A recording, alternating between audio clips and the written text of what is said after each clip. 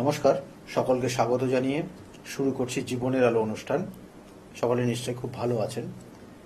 দেখুন, কয়েকটা নির্দিষ্ট করে কয়েকটা পয়েন্ট বলবো, সেগুলো যদি আপনারা এই অমাবচী চলার মধ্যে যদি করতে পারেন, ভালো থাকতে পারবেন।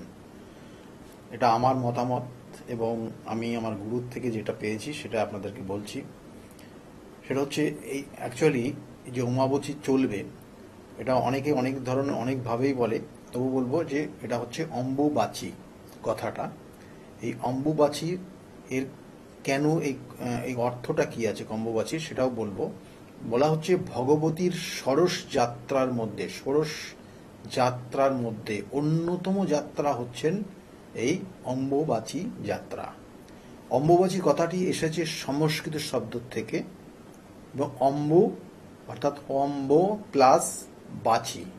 অম্ব থেকে শব্দ যেটা অর্থ হলো জল, আর বাচি শব্দের অর্থ হচ্ছে বেশি। অর্থাৎ এই নির্দিষ্ট সময়ে প্রচুর প্রচুর জলরাশি আকাশ থেকে বিন্দু বিন্দু আকারে পৃথিবী ধরিত্রীর বুকে কিন্তু আসতে থাকে, এবং এই সময় প্রচুর জল বৃষ্টি হয় দেখবেন। এবং এটা এর সঙ্গে সঙ্গে বলছে যে এই জলরাশি যখন ধরিত্রীর বুকে আসে তখন যে গ্রীষ্মের দাবাদহ চলে, প্রচণ্ড গরম। আপনারা কিছুদিন আগেই বুঝতে পারছিলেন যে কত গরম ছিল, এবং সেই গরমে এখানে কি হয় না, ধরিত্রীর বলছে সিক্ত হয় এবং নবরূপে বীজ ধারণের যোগ্য হয়ে ওঠে।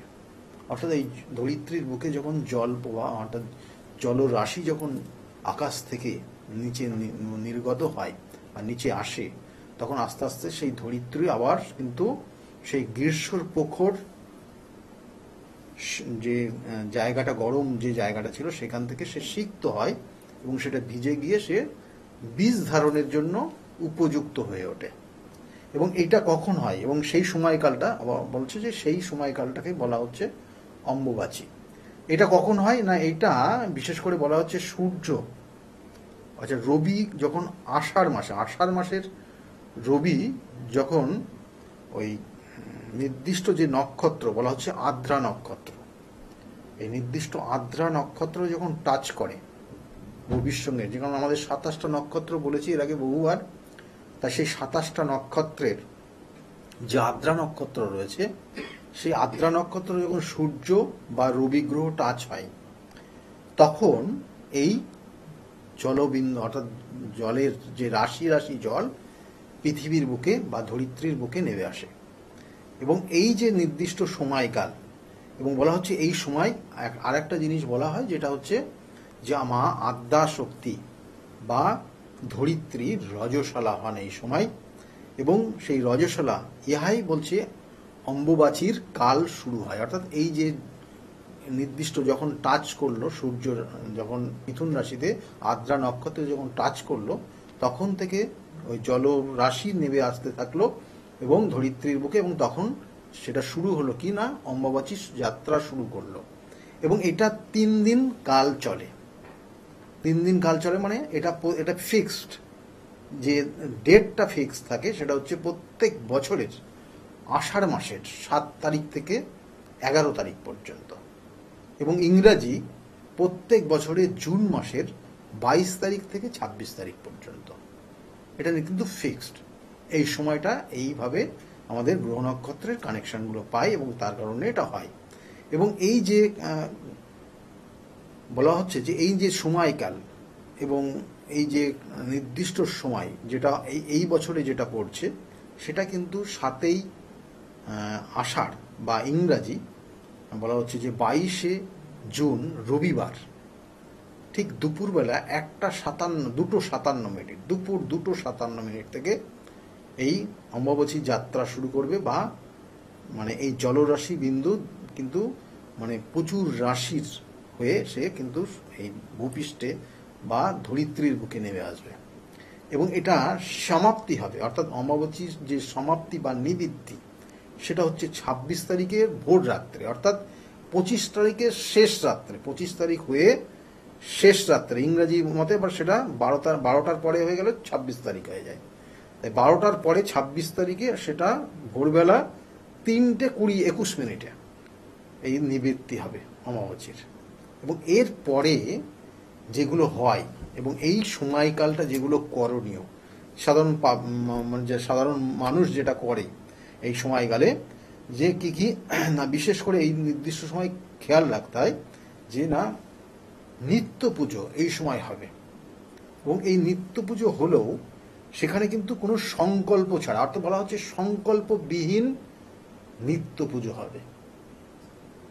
শাস্ত্র এটাই নির্দিষ্ট করা আছে যে সংকল্পবিহীন নিত্য পুজো করা যাবে। কোনো রকমের যে বিরাট সেই নিত্য মানে বিরাট কিছু আচরণ অনুষ্ঠান করে আপনি আপনার পুজো পাঠ করবেন, সেটা করা যাবে না এই সময়। যাদের গৃহে পুজো হয় সেটা আপনি নিত্য পুজো করতে পারেন, কিন্তু সংকল্পবিহীন বলা হয়েছে। এবং সেক্ষেত্রে দেবতা, অর্থাৎ এখানে দেবতাদের থেকে দেবীদেরকে বলা হচ্ছে, দেবীদেরকে এই সময় কিন্তু ভালো কোনো কাপড় দিয়ে তাদেরকে ঢেকে রেখে, তাদের মানে যথাযথ মানে ঢেকে রেখে মানে মুখটাও ঢেকে রাখবেন না, তাদের মুখ খুলে রাখবেন অবশ্যই।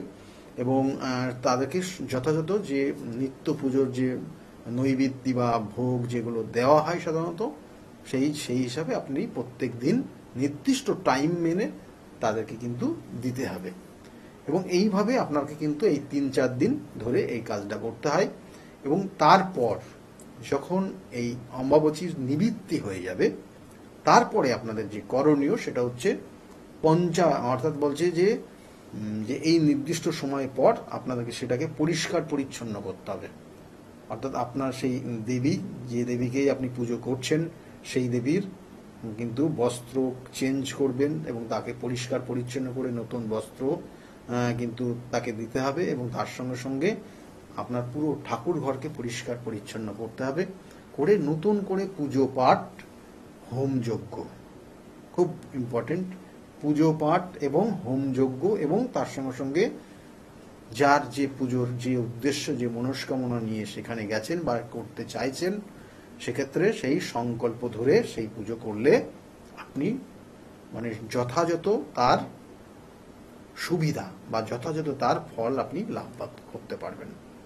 এটাই হচ্ছে মেন জায়গা। এবং অমাবস্যার নিবৃত্তির পর ধরিত্রী কিন্তু শস্য এবং শ্যামলা হয়ে ওঠেন। তাহলে এই সময় আপনিও যদি আপনি আপনার মাতৃরূপী যে দেবদেবতাকে পুজো করছেন, সেই দেবদেবতার উদ্দেশ্যে আপনি যদি আপনার সঠিক সংকল্প করে আপনার মনস্কামনা জানান, তাহলেও জানবেন যে আপনি পরিপূর্ণভাবে তার ফল লাভ করবেন। এবং সেটা এই বছরের 26 তারিখের থেকে শুরু হবে। এবং তার আগ পর্যন্ত সেখানে কিন্তু শুধু আপনি যেটা করবেন সেটা হচ্ছে আপনি জপ করতে পারেন, আপনি আপনার গুরু মন্ত্র জপ করতে পারেন, আপনি যদি কামাখ্যা পীঠে যান তাহলে সেখানে কামাখ্যা দেবীর যে মন্ত্র পাঠ সেটা জপ করতে পারেন। এইগুলোই কিন্তু, অর্থাৎ আপনি এই সময় এই নির্দিষ্ট দিনগুলোতে আপনি জপ তপের মধ্যে থাকতে পারেন এবং নিষ্ঠার সঙ্গে থাকতে হবে এবং নিজেকে পরিষ্কার পরিচ্ছন্নভাবে থাকতে হবে, সঠিক ওয়েতে থাকতে হবে। অর্থাৎ সঠিক হয়ে বলতে অনেস্টলি জীবনযাপন করতে হবে এবং মানুষের সঙ্গে কোনো রকমের বাদ বিবাদে যাওয়া এই সময় উচিত হবে না। এগুলো কিন্তু নির্দিষ্টভাবে আপনি যদি মেনে না চলেন তাহলে আপনার ক্ষেত্রে কিন্তু খুব একটা শুভ ফল পাবেন না, এটা নির্দিষ্ট করা আছে। এবং এর সঙ্গে সঙ্গে ওই যে নিবৃত্তির পরে সেক্ষেত্রে আমাদের যে মন্দির, অর্থাৎ যে কামাখ্যা মন্দির রয়েছে, সেই মন্দিরেও কিন্তু দ্বার উদ্ঘাটন করা, অর্থাৎ দ্বার কিন্তু খুলে দেওয়া হবে।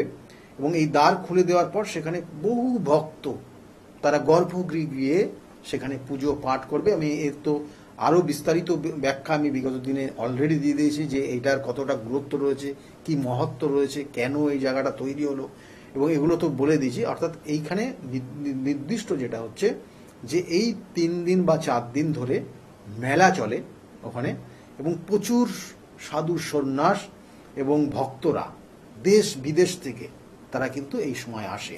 এবং ওই নির্দিষ্ট দিনে মানে যেহেতু মন্দিরের মেন যে ভেতরের যে গেটটা বন্ধ থাকে, কিন্তু ওই সময়কাল সেখানেও লাইন পড়ে, যেটা হচ্ছে ওই গর্ভগৃহের যে মেন গেটটা সেই গেটটা ছোঁয়ার জন্য, স্পর্শ করার জন্য সেখানেও লাইন হয় এবং ওই সময় তারা গিয়ে সেখানে স্পর্শ করে।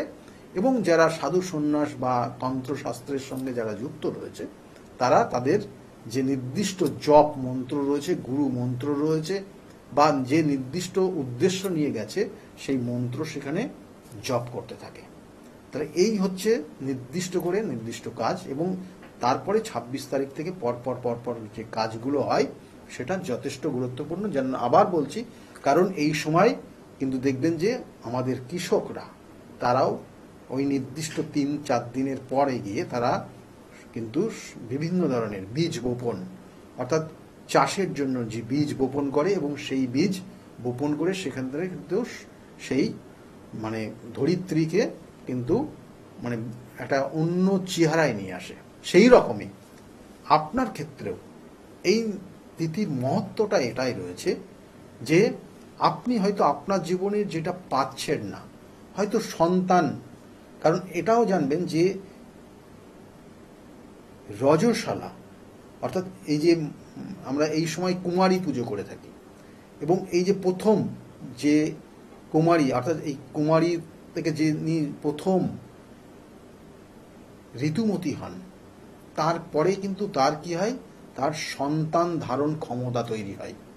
এইরকমই আপনি যে দেবদেবতা বা যে দেবীকে উদ্দেশ্য করে এই পুজো পাঠ করছেন, তার থেকেও আপনি কিছু প্রাপ্তি লাভ করতে পারেন এই নির্দিষ্ট সময়।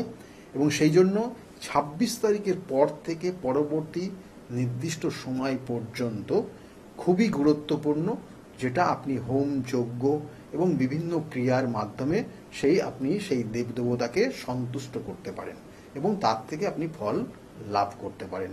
এই নির্দিষ্ট সময় চলাকালীন আপনি আপনার গৃহে প্রত্যেক দিন প্রদীপ জ্বালাবেন, মন্দিরের বাইরে আপনি প্রদীপ জ্বালিয়ে দেবেন, এবং যদি সম্ভব হয় যেদিনকে শেষ হচ্ছে, নিবৃত্তি যেদিনকে হচ্ছে, সেদিন 108টা প্রদীপ জ্বালিয়ে দেবেন।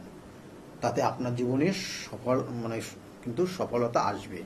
আর তার সঙ্গে সঙ্গে যেদিনকে নিবৃত্তি হবে সেই দিনকে অবশ্যই মাকে যে ভোগ দেবেন সেটা হচ্ছে আম এবং দুধ, সেটা ভোগ দেবেন এবং সেই ভোগের থেকে আপনারা আপনাদের পরিবারের সকলেই সেটা সেবন করবেন। তাতে আপনার জীবনের কিন্তু অনেক কিছু রোগ এবং বিভিন্ন ধরনের যে দোষ সেগুলো কিন্তু খণ্ডন হয়। তাহলে এইগুলো করবেন। এবং তারপর সঙ্গে সঙ্গে বলবো যে আগামী 26 তারিখে কিন্তু সেক্ষেত্রে আমার যে এখানে নির্দিষ্টভাবে যে হোম যজ্ঞগুলো হয় সেগুলো হবে। যারা যারা মনে করছেন যোগাযোগ করবেন, অবশ্যই যোগাযোগ করে নেবেন। এবং তারপরেও কিন্তু সেক্ষেত্রে আমি ওই কামাখ্যা পীঠে যাব, সেখানেও পুজো হবে এবং সেই পুজো পাঠ চলবে। এবং নিজেদের নাম অর্থাৎ আপনারা যদি নিজেদের নাম গোত্র দিয়ে সেখানে পুজো দিতে চান, তাহলে সেক্ষেত্রেও কিন্তু অবশ্যই আমার যেগুলো চেম্বারগুলো রয়েছে সেই চেম্বারে যোগাযোগ করবেন। কারণ কামাখ্যা পীঠ থেকে আসার পর আপনাদের উদ্দেশ্যে যে পুজো হবে সেই পুজোর প্রসাদ এবং তার সঙ্গে সঙ্গে বস্ত্র, এগুলো কিন্তু প্রত্যেকটা চেম্বার থেকে আপনাদের দেওয়া হবে এবং সেগুলো কালেক্ট করে নেবেন। যাই হোক, যারা মনে করছেন পুজো পাঠ বা পুজো দেবেন তারা অতি সত্বর চেম্বারগুলোতে যোগাযোগ করে নিন। আর বিগত দিনে বহু মানুষ তারা এসছে, তাদের প্রতিকার প্রতিবিধান নিয়েছে এবং তারা আজকের জায়গায় ভালো রয়েছে। সকলে ভালো থাকবেন। আজকের মতো এই পর্যন্তই। নমস্কার। তাহলে আর দেরি কেন, চটপট ফোন করুন 9836410969 অথবা 8335805241 এই নাম্বারে। শুধুমাত্র একটি ফোন যা পাল্টে দিতে পারে আপনার গোটা জীবন। জ্যোতিষবিদ, বাস্তুবিদ, হস্তরেখা বিশারদ ও spiritual guide doctor Gautam Shastri, এক এবং অদ্বিতীয়।